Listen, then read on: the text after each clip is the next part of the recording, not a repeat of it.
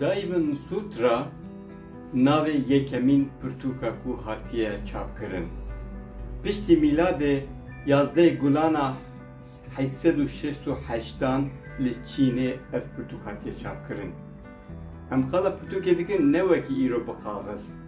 Wê çaxê li ser textikan hatiye nivîsandin û ev pirtûk anha li Ingilistanê li pirtûkxaneyeke tê parastin.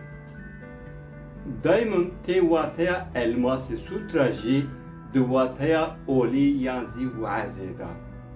Wê çaxê ev pirtûk hatiye çapkirin. Paşê li Ewropayê bawayê modern wekî anha Johann Gutenberg pirtûk çapkiriye. Ev yek di serdema weşangeriyê de bûye demeke nû û heta îro hatiye. Em jî jê feyde digirin.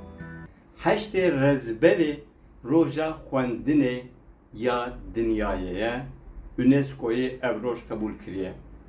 23 Avrêlê jî yan jî 23 Nîsanê jî roja pirtûkan a dinyayê ye ev roj jî ji aliyê UNESCO'yê ve hatiye qebûl kirin. Em çima qalaban dikin ji ber vê yekê roja nehê gelawêjê yani roja ku ev video me kişand jî roja hezkirina ji pirtûkan a dinyayê ye.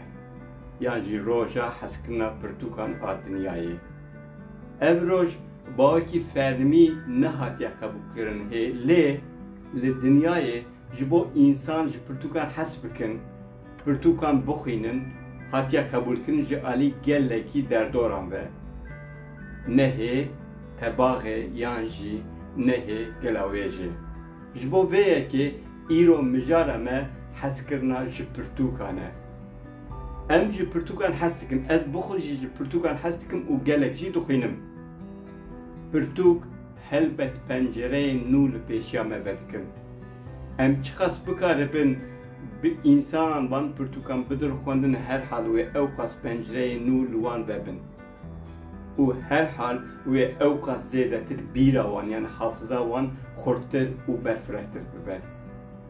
Di rojekî wekî îro de pêşniyaza me ew e hûn jî herkes zarok, mezin, kal, pîr ferq nake ji pirtûkan hez bikin û wê hezkirinê li derdora xwe jî belav bikin. Îro roja hezkirina pirtûkan a dunyayê ye nefermî be jî ferq nake.